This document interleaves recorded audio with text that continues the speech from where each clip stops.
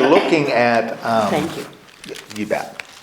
We're looking at Luke. We know things about Jesus. What do we know about Jesus by the time we get to chapter 6? What is it that we know about Jesus?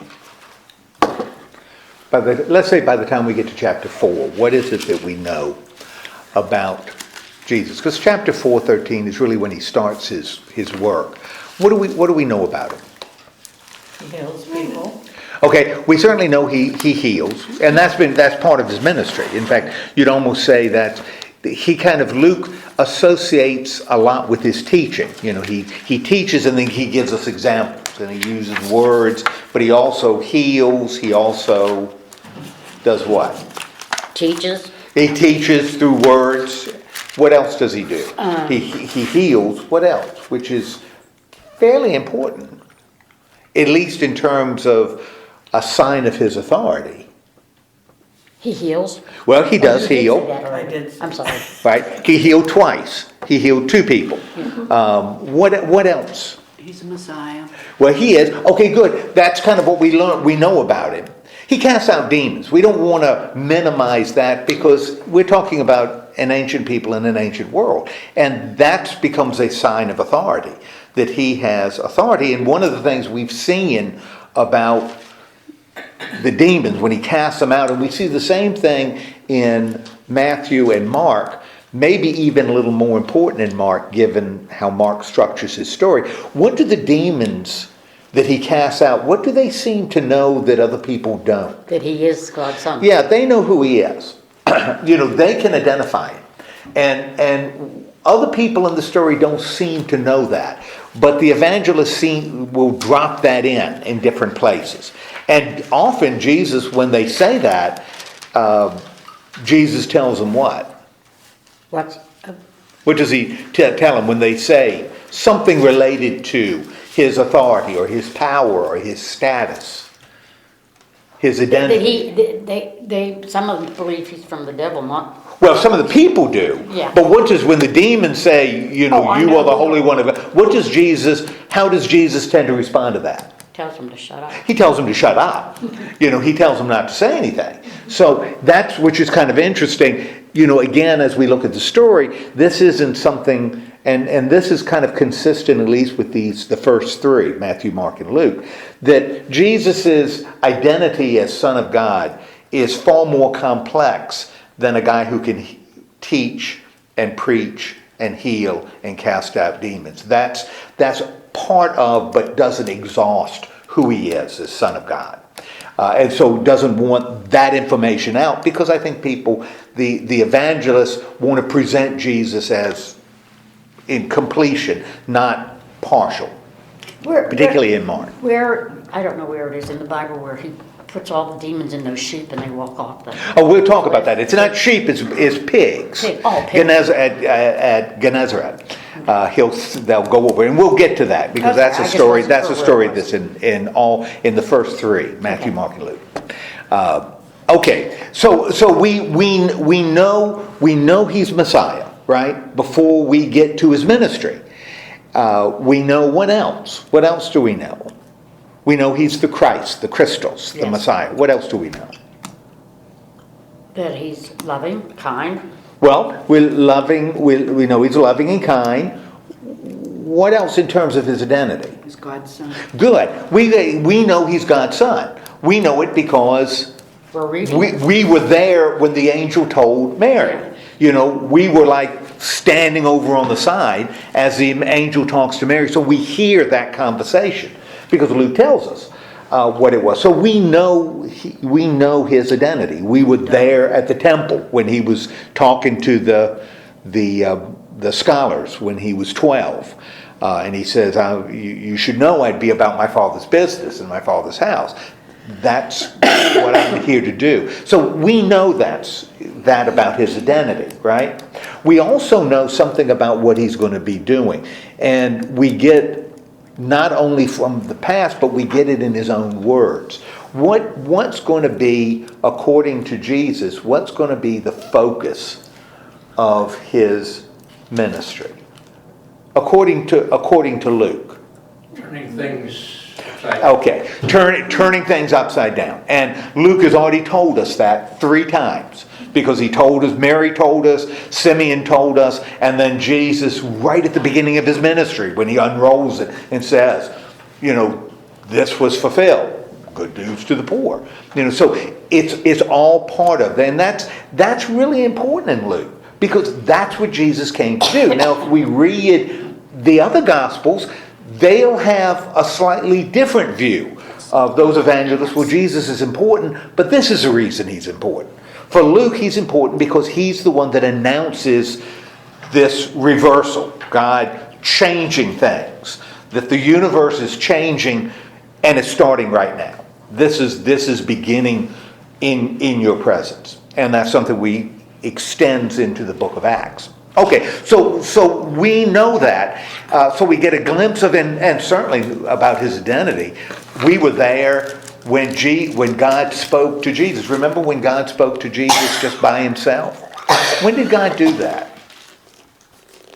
When did God speak to Jesus, God and Jesus, all by himself? When he was being all by himself?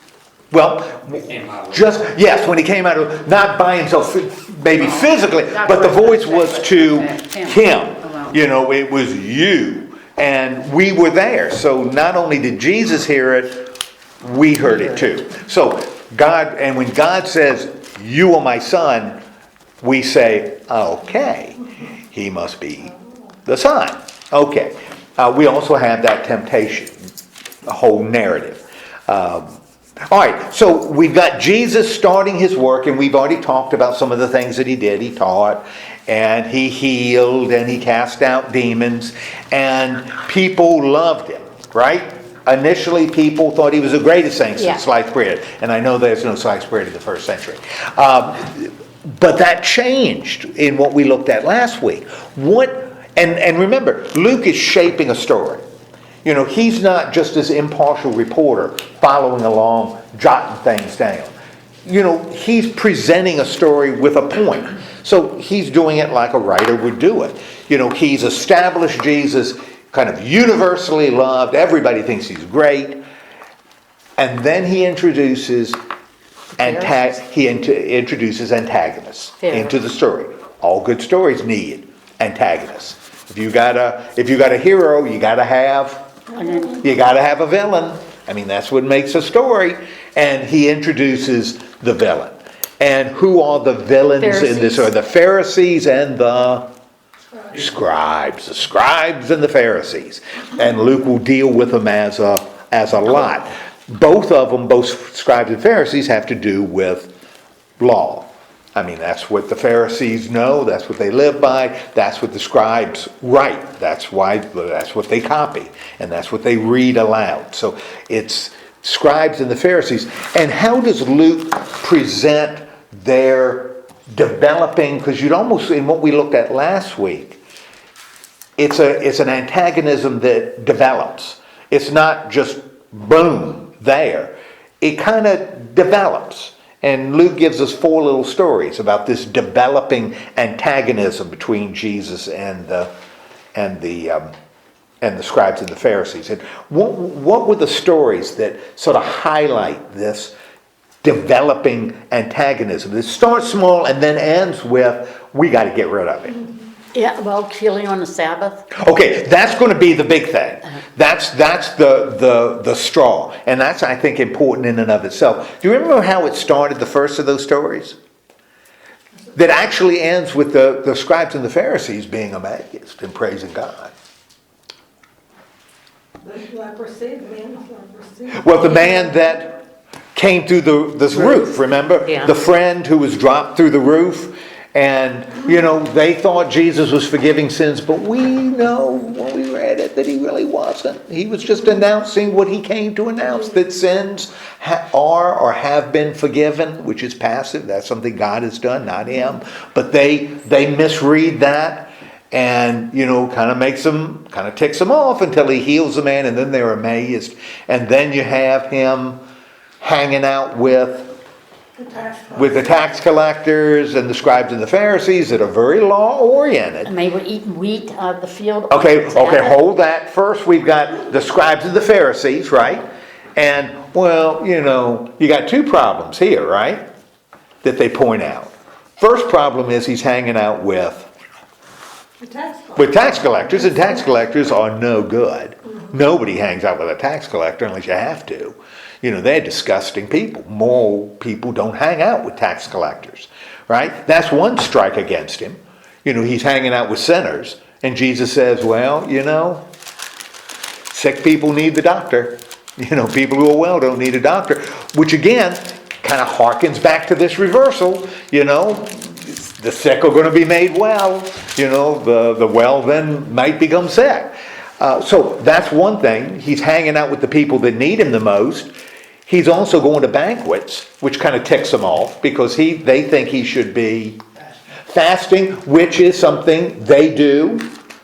And John the Baptist did. John the Baptist and his disciples fasted. The Pharisees and their followers fast. That's showing the dedication to God. What does Jesus and his disciples do? They eat at an all-you-can-eat buffet. They are just stuffing themselves. And Jesus says what? Can you make the friends of the bride fast? That's right. You don't start your diet on December 20th. You don't start a diet on December 20th or the Wednesday before Thanksgiving, right? You start your diet. Or at your wedding. Oh, right. Well, you may diet before the wedding, but you're not going to. You don't start your diet right before you're going to have this big party, right? You start your diet after, and that's what he's saying. Man, you don't go to fast at a wedding. You eat. You got plenty of time for fasting. Now's the time to celebrate. So, but again, we've got this growing antagonism, and then we've got, Shelley, like you said, the disciples are doing what? Working on Sunday. They're working on Sunday because they are taking heads of grain and rubbing it in their hands, and the Pharisees say, harvesting. They are harvesting, and that's against the law. You can't harvest on the Sabbath. Now, was That's their harvesting. Sabbath Saturday or Sunday? Oh, Saturday. Saturday. Yeah. But that's harvesting. Why is it harvesting? Well, according to the 4th volume of the 3rd book of the, paragraph 4, it says rubbing your hands on 2 grains. 1 grain is okay, but 2 is harvesting. And, you got to create laws like potato chips. You can't have just 1. Yep. You have 1 law, you got to have 4 to explain the 1 you got. And then you got to have each one of those have to have 4. And then French onion dip, which makes yeah, it that's more. Exactly right. And although Luke doesn't mention French onion dip. Well, But you got to have other stuff. So he says, you're missing the point. The Sabbath is made for humanity, us, the son of sons and daughters of man. That's who the Sabbath is for. It ain't for your rules. And you're not allowed to cook that day after midnight. Oh yeah, there's all kinds of stuff. You could haul if your ox fell in a ditch, you could get your ox out of a ditch. That was okay. If your wife fell in a ditch, you'd have to wait till the next day. It was a complex system of law, which shows us in terms of ancient Israel. If you could get your ox out of a ditch on the Sabbath, but you couldn't get your wife out, they had some huge women back then, just enormous. If it was work to get them out, but not an ox. How could they be that huge? I don't if they didn't know. have I don't anything know. to They eat? talk about giants in Genesis. Anyway, but I digress. What was the straw that breaks the Pharisees' back? So we've got this escalating, animosity. From the healing and the forgiving of sin, which was a misunderstanding, to the eating with sinners and tax collectors, to harvesting on the Sabbath, working on the Sabbath. What was the big issue that broke the camel's back? Good on the Sabbath. What's that? Doing good on the Sabbath. And that's the way I think Luke wants you to see it. It's doing good on the Sabbath because it involved healing, right? And the way Jesus poses it to the Pharisees, tells us exactly the way we're supposed to read it. It's not a question of healing on the Sabbath. It's a question of, do you do good or do you do evil on the Sabbath? And Jesus did good, even though he could have waited 8 hours to do that good. Because that man's hand was going to be no more withered in 8 hours than it was right then. But he chose to do good, and that's what made him mad. Which means the Pharisees are presented in a real negative light. If it was just the healing, you could read that and say, well, yeah, I can see that point. Jesus sure could have waited 8 hours. But the way he poses it is the Sabbath for good or for evil, and he did good, and the Pharisees hated him for it. And so and we see that in the other Gospels as well, Matthew and Mark. The same thing, that the reason they hate him is because he chooses to do good. Again, that's the way the evangelists are presenting it. Whether that's historical or not, I don't care. But that's the way the evangelists want us to see the scribes and the Pharisees. I will tell you historically, that's not how the people viewed the scribes and the Pharisees. They viewed the scribes and the Pharisees like we view people who pray all the time, who fast, who give their stuff away, who follow all the laws, even the ones, we'd say, whoa, they're dedicated people. That's the way scribes and Pharisees were viewed. They were viewed as the hyper-dedicated. Jesus is saying they oppose what's good. And that's the way Luke wants us to see them. That's the way he wants us to see them. Okay, so anyway, we've established, now think of what he's established. He's given the backstory on the character Jesus, the protagonist, right? And he started what Jesus, who is the focus of the story, what he is here to do, and dedicated material just to that, about teaching with authority and healing and casting out demons. That's the core of his work. And now he's introduced the antagonists, the ones on the other side, the ones that are going to oppose him to the bitter end. Remember, in the back of our minds, remember what the devil said at the end of the temptations, which we also want to remember. And this only appears in Luke. Remember what the devil said when after Jesus resists the last temptation?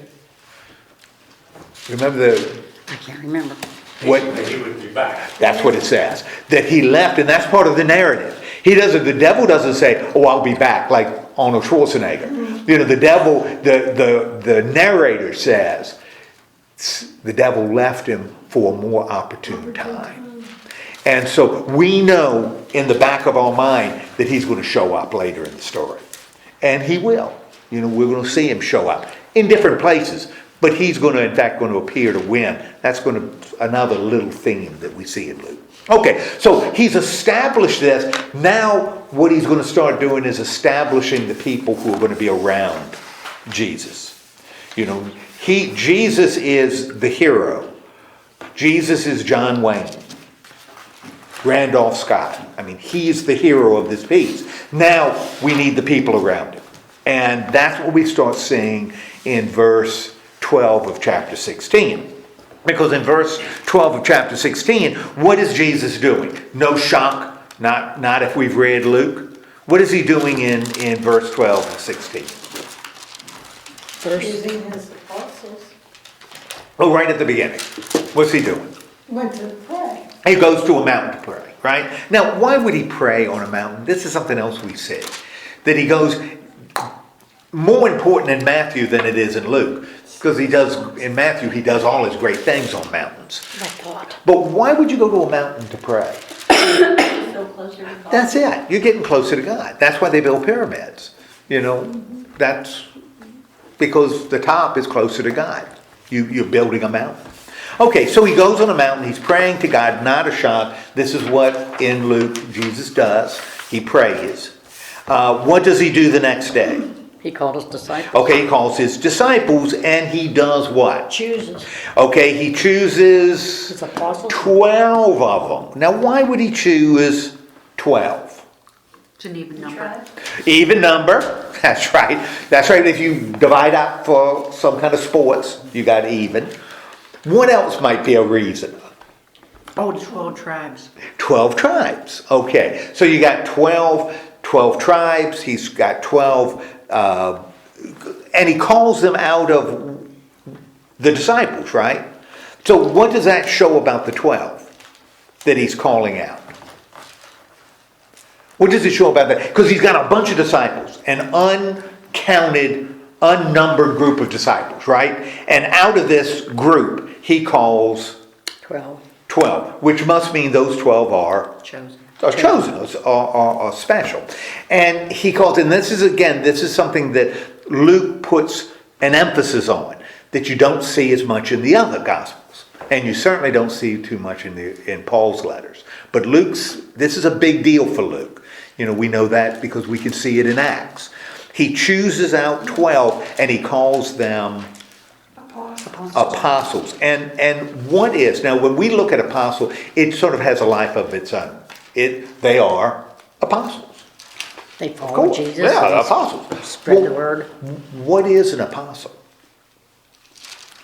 If we want to know what an apostle is, what it is, where might we look? How might we find out? Because he gives them a very specific name. He gives them the name apostle. Why? What is an apostle? Oh, gosh. My description here says a disciple was one who learned from Jesus. An apostle was commissioned as Jesus' representative. An apostle means to call out. That's what it means in Greek. Okay. That's what it means in Greek. So an apostle is one who calls out or goes out to announce. That's what the word means in Greek. See, we don't get that in English, because it's just apostle. But it'd be like if we wanted to translate the word into what it means in English, this would be a group of people who are called to go out and announce. That's what they are. That's what apostle means.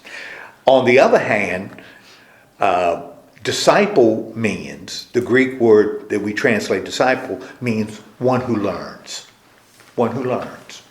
And so a disciple is a student. That's what a disciple is. So this is a group that's going to not just learn, although the apostles are part of the disciples, right? But this is a group that is set aside to do what? Go out. To go out and announce what they've learned. Now, like I said, this is a big deal in the Gospel of Luke. In fact, it is such a big deal, these 12, that in Acts, when one of the disciples, and what's going to happen to one of the apostles, not disciples, what's going to happen to one of the apostles? He's going to betray Jesus. He's going to betray Jesus. And so you're going to have, and he's going to end up hanging himself, right? He's going to end up dying. So you got 11. What do the 11 apostles do before they do, even before the Holy Spirit comes?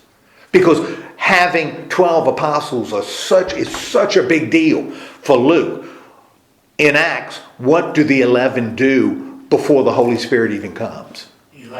They elect another apostle. And they do it by drawing lots. They draw lots.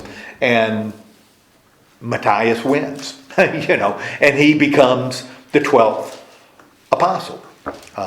Because for Luke, having 12 apostles is a huge deal. Not so much for Paul. Paul says anybody who goes out is an apostle as long as you've seen Jesus. And Paul says, I saw Jesus because I saw him on the Damascus Road. And Paul is bold enough to say, I'm the last one. Nobody else has seen Jesus after me. I was it. So I'm the last apostle. And that's what but there were a lot of them.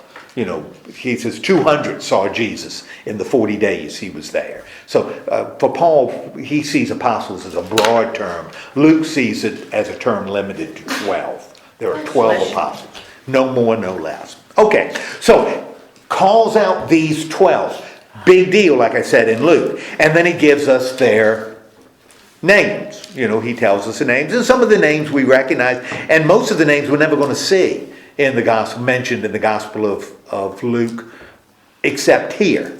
Most of them don't have their own stories. One though, and it's just a list of names. And if you compare the list here with the list in Matthew, it's slightly different, but we don't worry about that. The last apostle listed though is Judas Iscariot, right? And the writer tells us he's the traitor. That he's going. So early on in the story, before anything has happened, we know that Judas is going to betray Jesus. The writer tells us that right at the beginning. This is sort of like a spoiler alert. The writer tells us that that's going to happen, which he can do because we already know the basic story. He's just giving us details. We know the crucifixion. We know the resurrection. This is written to Christians. We're not, the end isn't a surprise. We know it. What it means may be a surprise to us. But the basic story, that's why we're Christians. So we know that stuff. Okay, so we've got the 12. Where does Jesus go? In verse 17. He went down from the mountain. He went down from the mountain to a level place. Now, that's going to be interesting because in the Gospel of Matthew, Jesus, what he's about to say, Jesus is going to say where? On a mountain.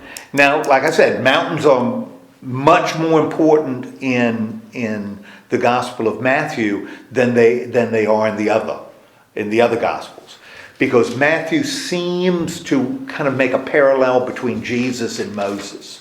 Jesus and Moses are similar, or Jesus and the people of Israel have a lot of parallel in a lot of ways. I mean, they go to Egypt, they come out of Egypt, that's a Matthew story. Jesus does great things on mountains, like where Moses received the law. Jesus, in fact, in Matthew, it's so kind of bizarre that it says Jesus is healing people. He's healing the lame where? On mountains. Why would you heal lame people on top of a mountain? Yeah, you got to drag the lame person up the mountain. Wouldn't it be easier to come down where the lame person? But mountains are, not if we're running this parallel with Moses and Israel. That's why in Matthew, Jesus' last appearance is on a mountain in Galilee. That's where he appears. And so mountains are a big deal in Matthew, not so much in Luke. But Luke says he comes down from the mountain. He is on a plain. Now, why would he say he's coming down from a mountain? Because remember, he just said, Luke just told us he was on the mountain praying. So he's finished praying and going down. So evidently for Luke, teaching is done in the world below. You go up to mountains to pray. Mountains are the place of prayer. Teaching is done And the mountain is where people live. And the mountain is where God appeared in the bush. That's exactly, and gave the law, gave the 10 Commandments on the mountain. Mountains have a big Old Testament that Matthew loves. Luke doesn't. I mean, he doesn't make it a big deal in his gospel. Significance too that Jesus brought himself to the level of man. Absolutely. Absolutely. Yep. That's where you teach. That's where you don't require people to come up to the mountain to hear you. You come down to where the people are. And I think for Luke, that's really consistent with his theology, that Jesus is bringing up the low. He isn't forcing the low to come up themselves. He doesn't preach to those who are high. He preaches to those who are low. And that's what I think, that's part of why I think it's intentional that he mentions he's in the plain below. Although I don't think Luke had Matthew.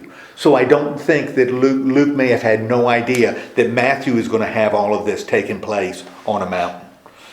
I don't think they were privy to one another.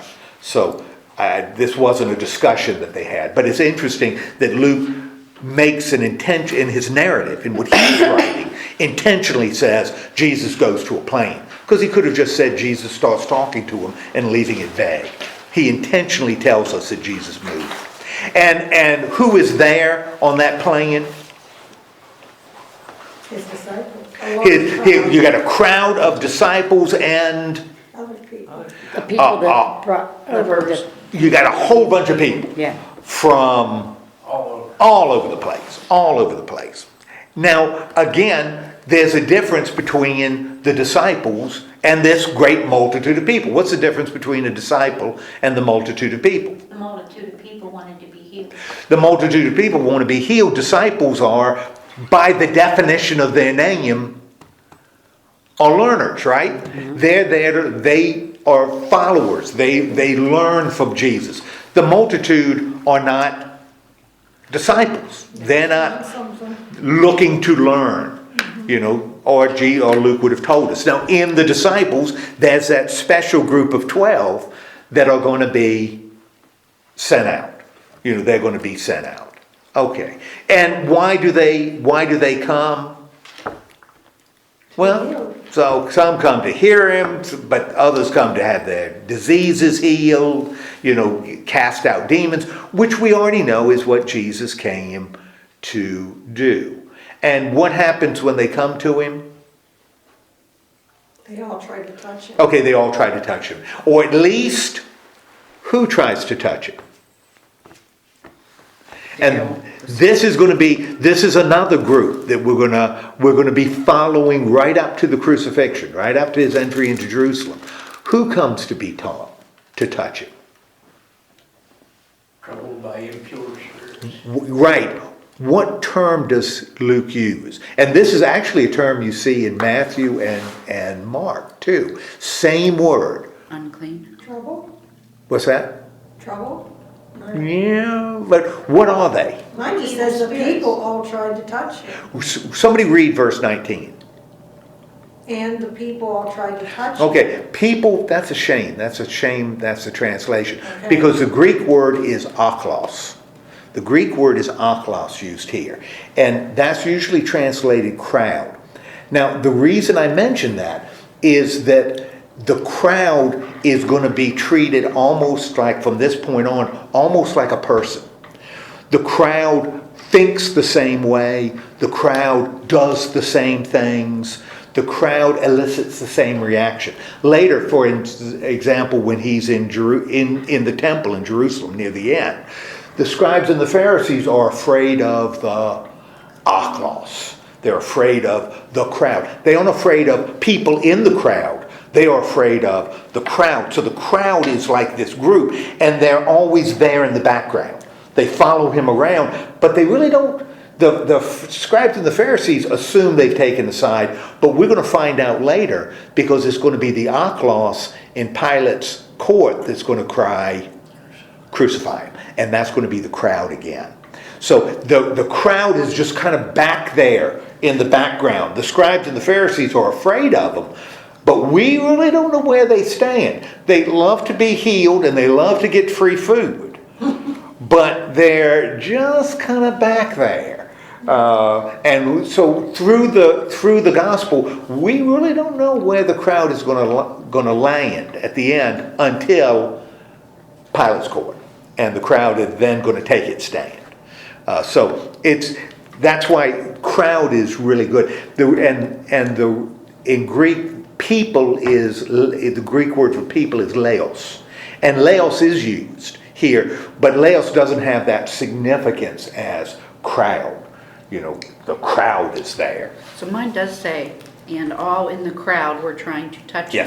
Yes. Then it says, for power came out of him and healed all of them. Right. So does this mean they all got to touch him? It sure would appear to. Now, again, that's why we've got to look at Luke as he's writing a story, right? He's not worried that every single solitary person, historically speaking, everybody touched him. So, they had a line. They lined up and I think walked by and touched him. He can heal without touching. That his healing is so encompassing that it affected everybody. Yeah. But that's what the crowd is there for. The crowd wants to be healed, which isn't bad. That's not a bad thing. They trust that he has the power to do it, or they wouldn't be there. But are the crowd going to see him as Son of God? Because the Son of God means something more than just amazing healer. or giver of free fish. It means a little bit more than that. And the crowd isn't going to pick up on it. They're not going to pick up on it. Okay, so that's what's happening in verse 20. To whom does Jesus start speaking? And this is important. The disciples. He speaks to the disciples, which means he's not speaking to who? The people. The people, the crowd. Crowd. This is not a lesson for the crowd. This is a lesson for whom? His disciples. For his disciples. And how do we translate disciple? A disciple is somebody who learns. This is for these people that are here learning from him, which include the apostles. Because they're a subgroup inside of the disciples. So these are lessons for people who follow and want to learn from him. Which means they're lessons becomes a lesson for us. As Luke is writing his gospel, it's a lesson for his audience. So this is where he wants his audience to perk up their ears. This isn't just for everybody. This is for them. Okay? And as he's teaching his disciples, and by the way, in Matthew in chapter 25, when he begins the Sermon on the Mount, that's also to disciples. Matthew says so it's not like that's to the crowds either. The Sermon on the Mount is to disciples, followers, people who are seeking to learn from Jesus.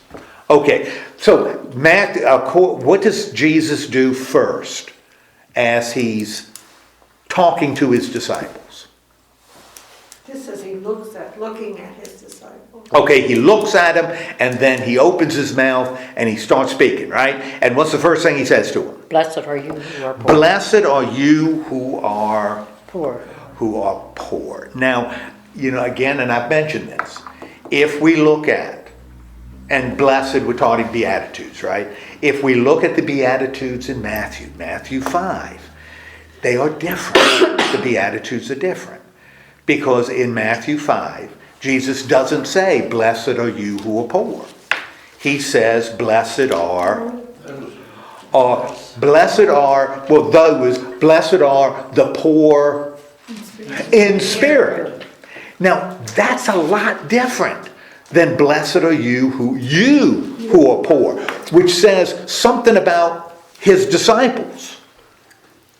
When he says blessed, because that's what he's giving this lesson to, right? He's giving it to disciples. When he says blessed are you who are poor, that means his disciples must have been poor. Physically poor. Yeah, and the poverty here is physically poor. That's what the Greek word means. It's not spiritual Well, poverty. Jesus wasn't dressed like anything special. He was dressed the same as them. Well, remember the theme. And that's why I keep on going back to that theme. The theme in Luke is, what does God do? Teaching. Reverses. Reverses. So when he says, blessed are you who are poor, what's going to happen to you? You become rich. Well, Yours is in a sense, Yours is a kingdom of God. to you is the kingdom of God. Yeah. To you is the kingdom of God. Again, this reversal. He is not spiritualizing it. That's what we see in Matthew. Now, what did Jesus actually say? I don't know what he actually said. Maybe he said it twice. I don't know. But certainly in Luke, it's being addressed to people who are physically poor. And we see that in the other Beatitudes. Because what's the two aspects of poverty Jesus hits on? Blessed are you who are poor, for to you is the kingdom of heaven. And then he gives two aspects of poverty that, man, we know involve being poor. Hunger, right? Mm-hmm. Blessed are you who are hungry. Not hunger and thirst after righteousness. Mm-hmm. It's you who are hungry. And what's going to happen to you who are hungry? You're going to be filled. Okay? Who else? Those who are sad. Blessed are you who are sad. You will laugh later. Because you're going to laugh. Again, what do we have? What is Jesus announcing? Reversal. The reversal, that's what God does. He reverses. He reverses things. And here we don't have this spiritualization of any of these beatitudes. This is for those who are really downtrodden. And the fourth beatitude is sort of the same. You know, it's slightly different, but in the same vein. What's the fourth beatitude? Rejoice. Well, the fourth one is beginning in verse 22. Oh, Okay, with people who hate you. Now, unlike the other two, or the other three, blessed are you poor, and then the two's up, that's dealing with some physical conditions, right? This one is talking about hatred, but the reason they're hating is, why are they hating and excluding and reviling and defaming you? Because of the Son of Man. Because of the Son of Man. Now again, it's to you, second person. It's to his audience he's pointing, not people in general. He's talking about them, because this is a lesson to his disciples, right? All right. Now, what is he telling his disciples they can expect? Why does this become a pertinent lesson for disciples that Jesus wants his disciples to know? There will be a reward for them in heaven. Yeah, right. Why does he feel they need to know that? Because it's going to happen. Because it's going to happen to them. You know, being a disciple doesn't mean, wow, Yeah. this is not a health and wealth gospel that he's giving. You know, people, you're going to be poor. You're going to be hungry. It'll be sad. You're going to be sad. And people are going to hate you. And why are they going to hate you? Because you're a Christian. Because you follow me. They're going to hate you. Wow. Sign me up, Jesus. This is what I want, right? But this is what he's telling. Now, he's telling that to people who are already there. So this isn't to get people in. This isn't an evangelical message. This is what he's being very straight with the people who have that follow him. And again, you got a reversal. They're going to hate you now, but love you later. you know, rejoice because your reward is great in heaven, because they did the same thing. Your ancestors did the same thing to the prophets. So, again, this idea of reversal. But he's being really blunt about following Jesus. This is not a prosperity gospel here. Follow me and boy, you'll get everything you want. Your life you are entering easy street. That's not what he's saying here. I don't know how you could twist this. In fact, if we don't get his point, what does Jesus say beginning in verse 24? He starts the woes, which we don't see in Matthew. You know, we don't see the woes in Matthew. And where do the woes start? With the rich. Start with the rich. And what is the woe? To you who are rich. Again, you who are rich. You've already received it. You've already received it. You know. It won't get any better. Yeah. Now, again, we're not talking about moral, rich, but evil, greedy rich. He's not talking about that. All he's saying is, enjoy it now because you've received it. You're either going to get it now or you're going to get it later. Sort of like the inheritance. The story of the prodigal son. The inheritance was his. He got it early. The older son had to wait, but the inheritance was the same. The father didn't take the inheritance away from the older son. So the father says, everything I have is going to be yours because the younger son took his early. So this is what he's saying. This, if you're rich now, you're receiving your blessings now. And therefore, you're probably not going to get a whole lot later. Now, this is a very, very Jewish view of justice. If God is truly just, that means in every life, there's going to be good, and there's going to be bad.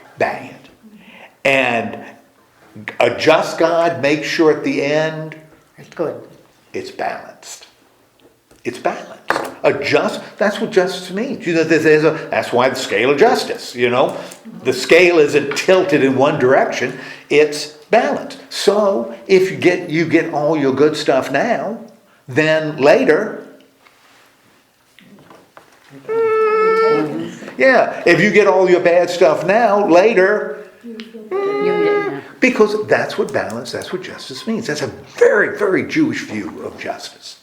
That's not what Paul writes. So his view is very different. But that's is what we're going to see in Luke, and that's why we have something like the parable of Lazarus and the rich man, where the rich man is rich and Lazarus is poor, and when they die, the rich man gets nothing and Lazarus gets everything.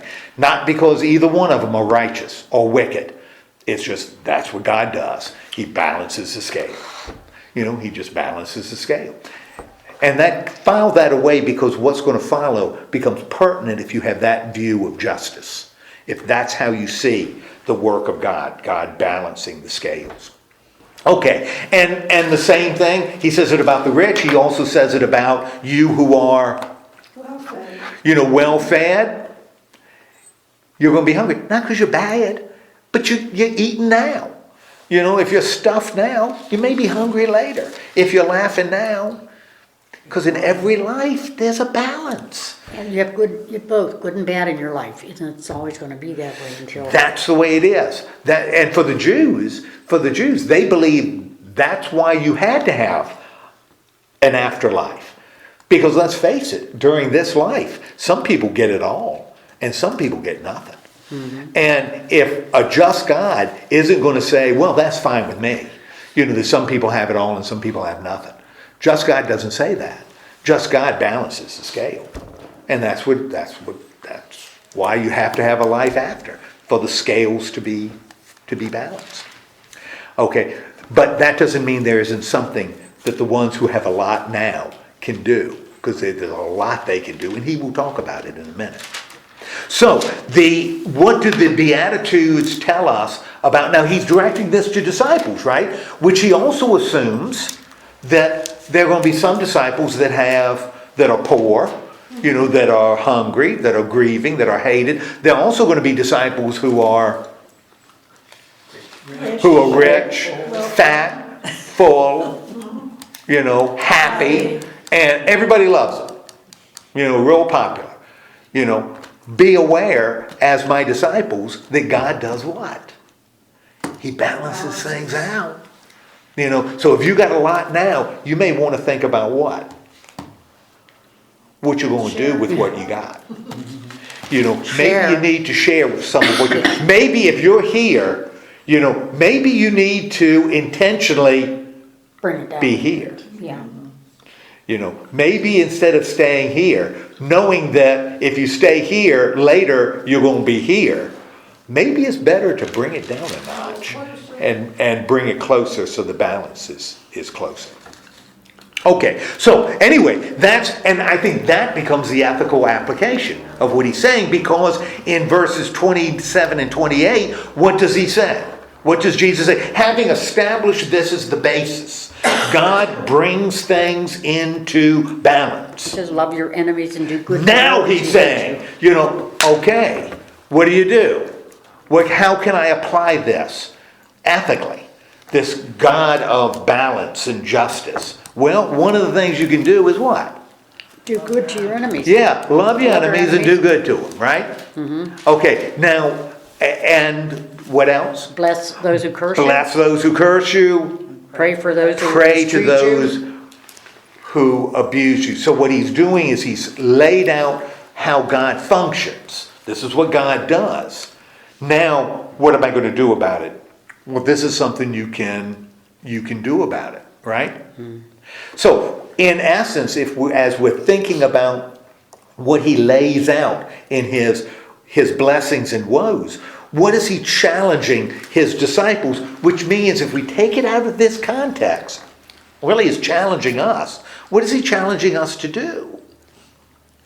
To be more loving and sharing. Yes! Almost like he recognizes, now, if you got nothing, there ain't much you can share. But if you got something, yeah, you can sure share it. Even with Your enemies. Even with your enemies. Even with your enemies. And he gives 4 examples of the kind of love he's talking about. He rattles them off. If you've got any questions about what this means, beginning in verse 29. And remember, the love here is not, when he talks about love, this is agape. This isn't phileo. Phileo is feeling. Phileo is feeling love towards somebody. Husbands and wives feel love. Friends feel love. That's not what he's talking about here. That's not what Paul talks about in 1 Corinthians 13. This kind of love is active. It's doing something. It's the kind of love we can show to enemies. I don't have to like my enemy.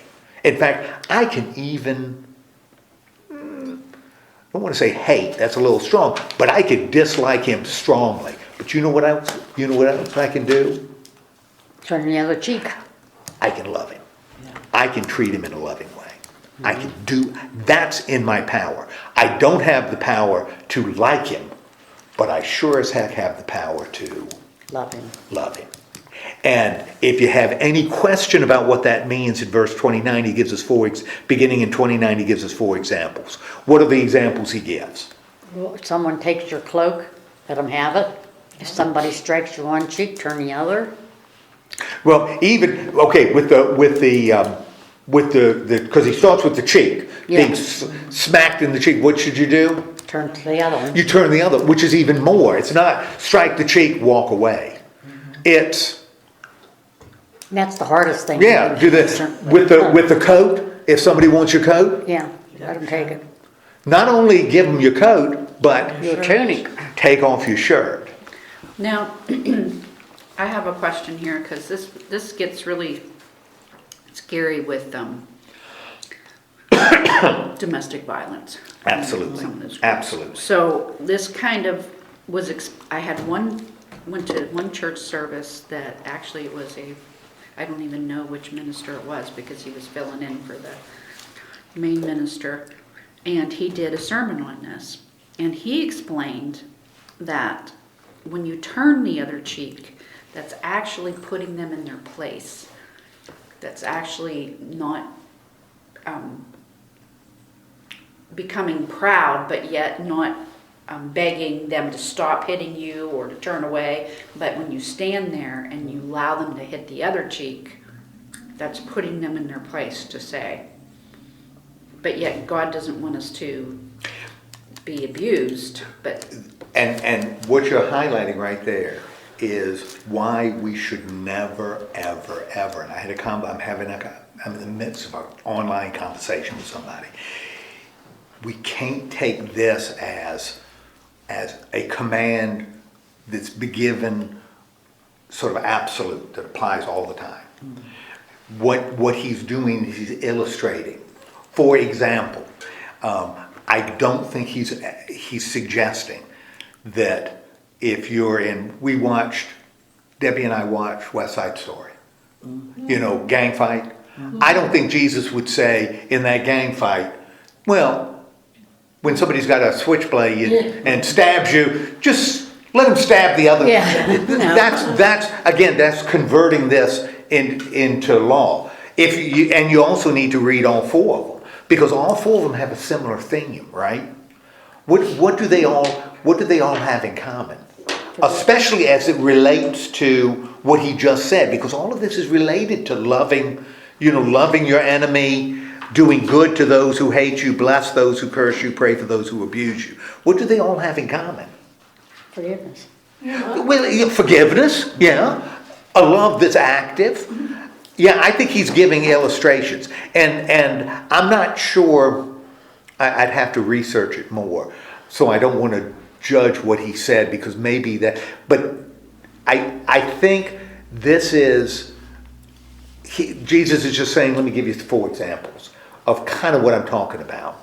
In other words, it's not seeking for yourself, but giving for others. You're giving. Actually, the first one is more awkward than the other ones. The other ones I could get my head around. It's that being hit on the face. That's the hard one. For me at least, because I can get walking the second mile, I can get given the shirt. I mean, that's That's doing things that are loving. Loaning without expecting anything back. That I can get my head around. The violence, you're right. The violence makes me uncomfortable. So maybe in our modern world that isn't the best example to give because it can lead to some bad referring things. to like the Pharisees instead, because if you then, like, if you turn the other cheek, then you were basically asserting your own, I don't know how I can't remember how he said it, but that was where you weren't backing down. You were actually taking away their authority. And that You were could taking be. away their authority by not. reacting. It could be. The only problem I would have is that's so radically different than the other three. Giving your shirt or walking the second mile or loaning without expecting anything. That's not asserting. So that would mean that one is unique, kind of unique in that list, and it may be. So I'm not going to say that. I disagree. I'd have to think more about it. But I would think all the four have something in common. That one wouldn't step out. You would have to be assertive in your own mind to not strike to return. Right. So Right. it's, It shows self-control, Yeah. and it's a conscious decision, and that may be part of it too, because all of these involve making the decision, and that's good. Thank you, because all of them involve making a decision. And that's what love involves. If you look at what Paul writes in 1 Corinthians 13, love is patient and kind. Well, that involves intention. That doesn't just happen. I don't just happen to be patient. I have to really, it takes effort to be patient. It takes effort to be Yes. kind. That's an intentional thing. Maybe if I do it enough, it just flows. But it's not based on feeling. It's something I have to intentionally do. Not bragging, that's something I have to intentionally not do. And so that may be, Denny, that's good. Maybe it's a matter of intention. Turning the other cheek is you're taking an intentional, you're making a decision to do something, as opposed to striking the other person. You're choosing to do that. It's like they're throwing Yeah. down the gauntlet, and you're not picking it back up. Yeah, that's right. The way he did that, and this was 20, 30 years ago. Well, I don't know why you don't remember it. I know, but it was so good. And I'm like, wow, finally, because this is always a passage that has, but he more or less said that back in those times, striking someone on the cheek was almost like, how you, back in the cowboy days. Like a you threw- duel. Yeah, you threw, Yeah. you were challenging them to a duel. And so if you did not strike back, you weren't picking up on it, or, you know what I'm saying? So. Which is saying. So that's kind of what he said, Yeah. like when he did the history of it, I'm like, oh, that's what that meant. It didn't actually mean. It Being was- passive. Yeah, it was like shaking hands. Uh-huh. You were saying hello, and this was like, this is what this means. So I'll have to. Well, yeah, It was very interesting. That's similar to what Denny, you were saying about intention, making intentional decision to do something as opposed to something else. And in all of those, you're making an intentional decision to do something rather than something else. And every single one of them involves more than is expected. Every single way. It's not just, don't let them just have your coat, give them your shirt. Don't walk 1 mile, walk another mile. Don't even think about getting anything. But people use this against you. Yeah, It's well, a they do, problem. and I think they misuse it. And I think and remember, he's talking to Christians about how they're living. He's not talking to non-Christians on how they can abuse Christians. It's directed towards us. This is kind of a mindset, but it is hard. And So we can ask another Christian for our stuff back. well. I'm serious. No, I know you are. want I know to you be are, and that's really good. And I'll tell you, that's My son took my dehumidifier your out of the question. basement, and I didn't like it back. Your question is really, really important To borrow. because for 1,000 years, Christians, the church taught that Christians shouldn't loan money to other Christians for interest. For 1,000 years, that's what the church taught. That if you were going to give something, if a Christian brother or sister needed funds, you should give it to them. And that's what the church taught. I assume, based on this and other things. The Old Testament also talks about charging interest within the community. But for 1,000 years they taught, and that's one of the reasons why, in Europe, that's why Jews became so involved in banking. Because a Christian couldn't loan money to Christians, but you could get money from Jews. Jews were allowed to charge interest. And if you needed money, nobody's going to just give it to you. If I need money, somebody's just not going to give it to me unless they're going to get something back. And that's how the economy just shifted in Europe. We're talking about, when things started to expand in the 13th century or so, all of a sudden you had to have, people were building things. And it takes money to build things. So where do you get money to build things? Go to a Christian and say, will you give me, $1 million so I can build this building? I ain't going to give you anything back. And the Christian's going to say, No. no. yeah, that's right. No, I'm not going to do it. But if you go to a bank and they say, well, you can pay it back at this, but I'll loan it to you. And the Christian says, I want to build this building, I'll do it. So it's really interesting. But your question is actually a really good one that the church struggled with for 1,000 years. And I'm not sure came up with a real good answer. When they all of a sudden said, well, usury really isn't all that bad. We can do usury. That's okay. We can loan money for interest. Economically, you had to do it. Big change. Is there such a thing as a rich Christian? Yes. I think that's another good question. In verse 31, he starts asking some questions, right? Because he's building on this, right? This ethic that he's established for his disciples. What's the first question that he asks? If you love those who love you, what credit is that to you? That's what I've been waiting to Yeah. ask you. It took me a while to figure that out. Yeah. What's the answer to that? Because if it's only people who love you, you're not really loving others. You're not. That's right. That's exactly right. Because even sinners do that. Anybody does that. What's the second question? If you do good to those that are good to you, what credit is that to you? Even sinners do that. Yeah, so the answer to that is, it's no credit to you, right? No. What's the third question?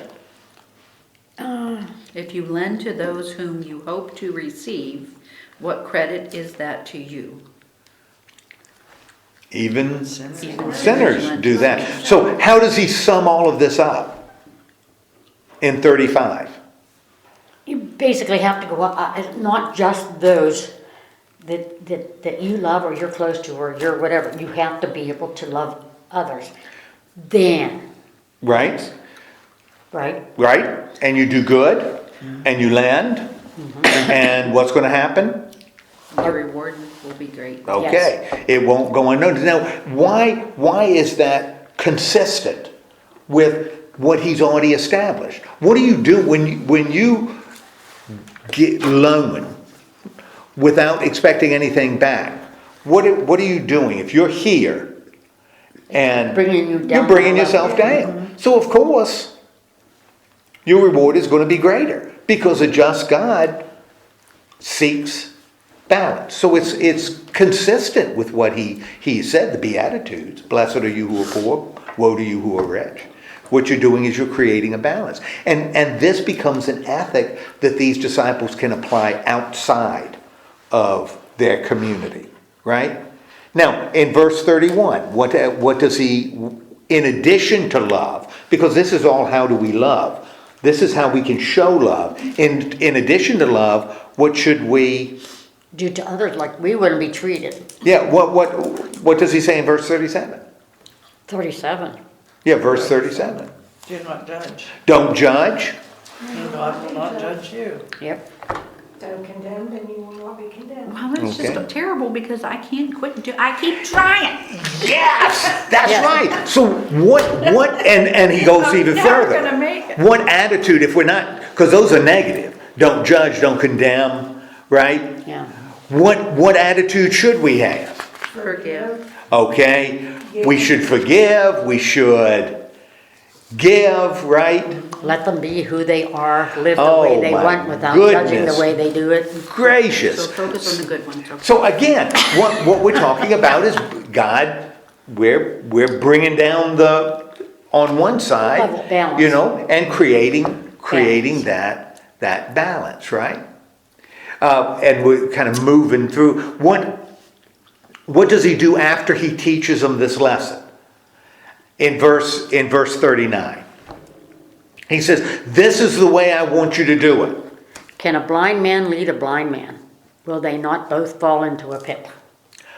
Okay, now remember, he's talking to who? Disciples, right? Disciples. Okay, what meaning does he offer for that a blind person leading a blind person?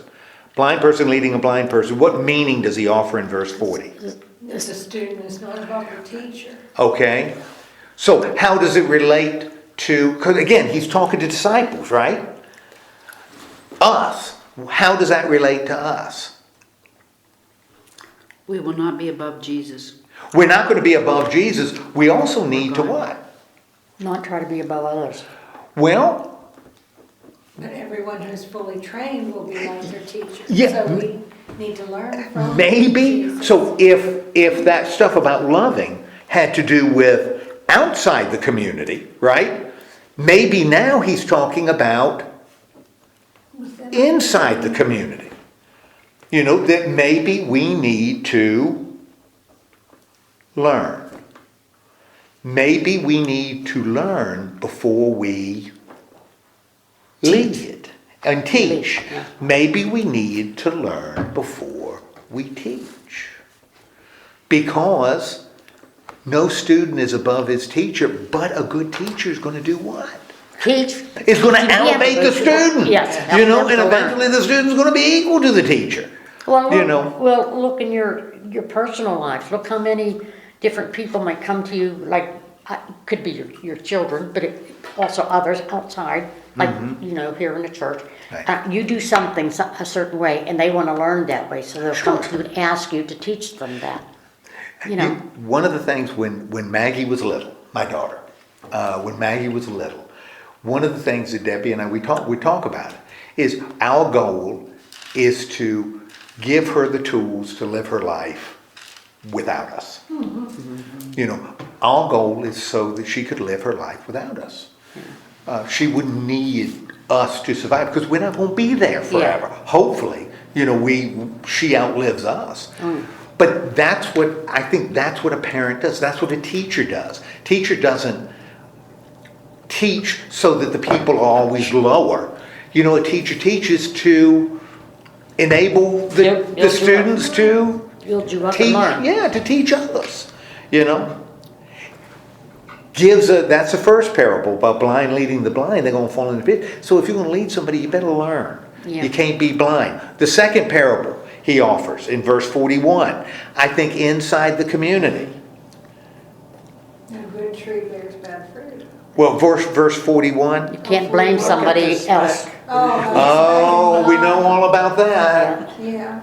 You know, It's so much easier yeah, the to pick speck. somebody else or help somebody else than to Yeah. look at your own self. Oh, yeah, that maybe, again, talk about in the community, because you talk about a neighbor, you know, maybe before you try to point out the specks, you need to take Good look at your own. That's right, so a disciple maybe should.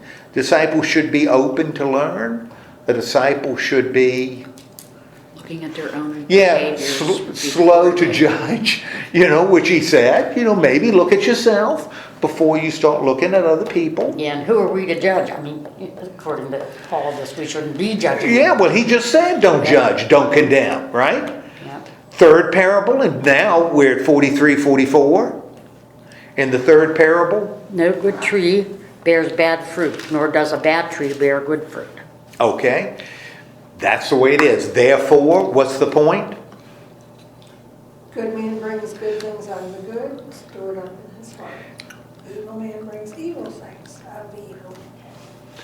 Therefore, bear good fruit. You bear good fruit, you show you're a good tree.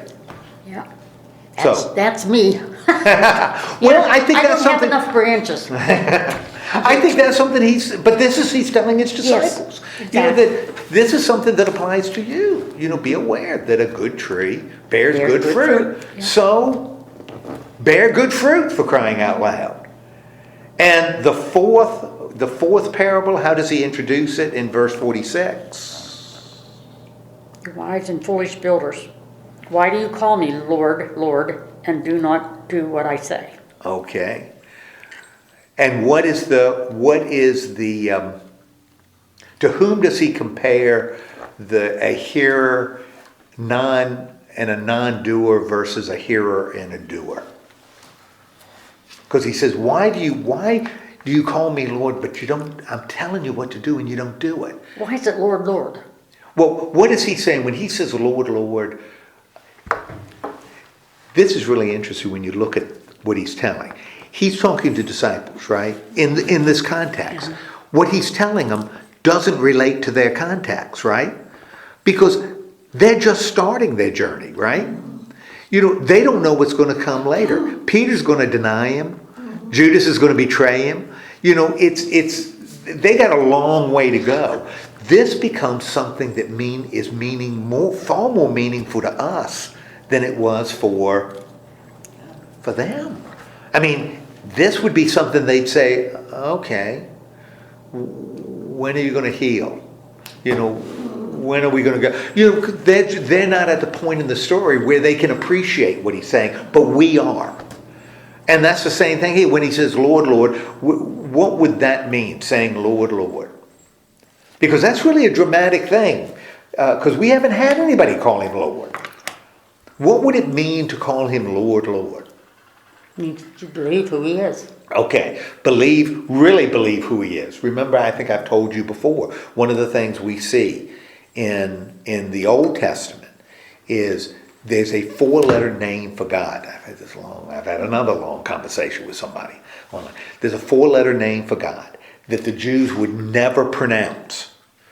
4 letters, and there's no vowels in it. So you're not even supposed to be able to pronounce it. But it's 4 letters that refers to the name of God. Jew would never say it out loud because that would be suggesting he has authority over that person. So when they would read it out loud and get to those 4 letters, the reader, the cantor, or whoever would read it, the scribe, would say Adonai.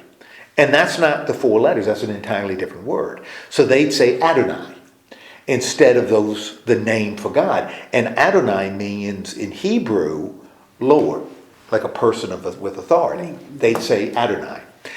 You know when that happens in your Old Testament. When you go through this, have you ever noticed when you go through the Psalms, based on the translation you're using, you'll run into Lord in all capital letters. You know, big L, but capital O-R-D, slightly smaller, small caps. That's when the name for God is there. Those 4 letters are there. But a Jew would never say that name. Some Christians talk about Yahweh or Yahweh. Jew would never say that. Because that's using the name of God. You don't use it. I mean, one of the commandments, you don't use the name of God in vain. That's what it's talking about. You don't use the name for God. You say Adonai. You say Lord. In Greek, Adonai is translated Kyrios in Greek. When it says Lord, Lord, the word Kyrios is used. So Kyrios in Greek becomes the name for God. So when somebody is saying Lord, Lord, they're acknowledging the divinity of Jesus. Okay. So in other words, and nobody in the story has done that yet. No human being in the story has acknowledged his divinity. You know, but this isn't talking to them, he's talking to us, right? So when we say Lord, why we shouldn't be saying Lord, Lord, and not doing what he said to do. Because if we say Lord, Lord, and don't follow what he taught, we are like who? Whom are we like? Whitewashed tombs. Well, we all like whitewashed tombs. He gives us a parable, doesn't he? In the parable that follows, we are exactly like people who say, Lord, Lord, and disregard what he taught. We're like what? Who are we like in that parable? A man building a house. A man building a house On sand. on sand. Oh man, we got the words right. But we're not doing what he told us to do. But a person who says, Lord, Lord, and Builds on sand. does it is like a man who Has a foundation on rock. builds on rock. Builds on rock. Dug deeply. Yep. You're doing what you said to do. Now, all of this is to disciples. So, as he teaches his disciples, what can they expect from their enemies? What can they expect from their enemies? Trouble, because he's not. Trouble. Good, Shelley. Expect trouble from your enemies because they're going to hate you. Right? They're going to be hitting you, and they're going to be taking your coat, and they're going to be doing nasty things to you. So your enemies are not going to love you. Don't Nope. expect an easy life. What might you expect from your fellow believers? That if what, you don't do what you're told? Well, what do you expect? What can they expect within the community? If they're doing what Jesus said. If Jesus is right in what he said and people are following what he said, your enemies are going to mistreat you. They just don't think that they're going to come around. But God will bless you eventually. But God's going to bless you because God reverses things. I like how she adds eventually. That's right. Yes, yeah. Now, that's why you have to wait, But It's probably story of Lazarus and the rich man. Lazarus wasn't happy waiting, but when he did, he ended up in the bosom of Abraham. So that's, you wait. Well, What can they expect within the community? What should they be able to expect in the community? If the community is functioning the way Jesus said it should function, what can they expect in the community? to be outcast. Well, in the community, Oh, broader community, believer. but within the believer community, Oh. the disciple community, There should be no trouble, no hate. should be no trade, Yeah. and should be no judging, condemning, you know, Arguing over the color of carpet. arguing over the color of carpet in the North X, fighting and scrapping over those important things. I know. Okay. Isn't that the first thing we do though? It's the easiest thing. Absolutely, absolutely. This is all how disciples can expect to live. And it's really kind of cool that Luke has put all this stuff together in one place, you know, which Matthew does even a better job because his goes over 3 chapters, all towards disciples. You know, what should a disciple believe? Read Matthew 5 through 7. That's what a disciple's supposed to believe. That's what Jesus taught. Sermon on the Mount. Okay, next week, he's chosen his disciples. We're going to get back to his narrative. We're going to refocus not on his followers, because that's really what we've been doing today. We're going to go back to focusing on him, because Luke hasn't finished telling us about who Jesus is. And we're going to be looking at that. Next week we'll look at chapter 7. We'll look the whole chapter 7, 1 through 50. Okay? All right. Now, I wanted to bring something up Yeah. before we all go. So starting on March 5th are the Good, luncheons good. again in Reimersburg. So can we start a half hour early? like Oh, sure, we did sure. last Yeah, year? I think that's great. Start at 10 o'clock so that we can be back to Reimersburg. Thanks for mentioning that, because I Well, I was gonna bring it up last week and I wasn't here. yeah. And that's the first Wednesday in, March is, yeah, that's In Ash March. Wednesday. okay. Starts Well, with- Do they and, do it on Ash Wednesday? Yeah. The Lenten luncheon Lenten luncheon. on, right on Yeah, Ash Wednesday? Yeah, so every Wednesday at noon, and they're at the Baker Street Church of God this year. And different so- churches are- yeah.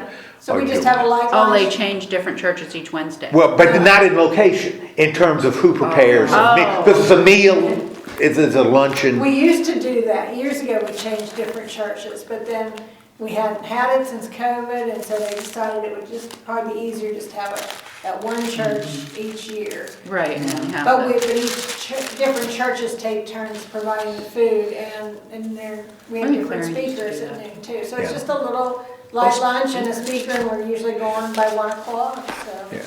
So it's noon to 1. Yep. Your church is doing one of them, Yeah, One we're of- doing the end and- of March. and we're doing one. I don't know which one. And because this is something that we do as a Christian community. We do it as a Christian community. Every church tries to outdo the others in preparing the meal. Well, Because, yeah, absolutely, because other Christians are gonna judge us based. So you wanna make sure you're as fancy as possible. Should bring fit cinnamon rolls. Yeah, and then what makes it even better is afterwards, you can judge And see, the quality of the other he's meal. telling this in church. I You hear can- that. Oh, that's not what Jesus said here, is it? You know, and you can even condemn the ones that aren't very good. Whoops, Your hands whoops, are gonna be as good as ours. what's that? Pass it on. I never know where to hold these things. Oh my Oh my goodness. gracious, if church ladies were in charge. Oh, In charge of the Last Supper. Oh my gosh. Look Which, at that. thank God they Okay. weren't. Yeah, amen. Away from the last. So that's why this is only sandwiches and chips Yes, and maybe veggies. It This is a it lot. could get out of control. Yeah, This is a lot. Because he's right, that's what you do, and that's every potluck or anything like Oh, that yeah. going on. Food We have everywhere. so much. If it was like that back in Jesus' time, then Jesus and the disciples would get too fat and wouldn't be able to walk everywhere. When they try to hand the reversal, then they're gonna go hungry. Yeah. When I was in Weirton, we recognized it, and one of the dinners, and I can't remember which one, it was one of the set ones. People were told, we told the people, bring your own settings and make it as fancy as you want. And people would bring in china, their china, and because they don't use it good, anymore, yeah, you they find bring in the china, they bring in sterling, but just for themselves. And so they'd have we did that just to sort of celebrate, let's be indulgent. Let's have a word of prayer. Lord God, thank you so much for guiding us through this. Help us as disciples to recognize your ethic. Help us to apply it as we deal with the world that surrounds us, but also help us to apply it as we look at ourselves. Help us to be loving and kind with everybody, and also certainly within the body, help us to sort of tone down the judgmentalness and condemnation. Help us to unite as your body. In the name of Christ we pray. Amen. Amen. Thank you. Thank you.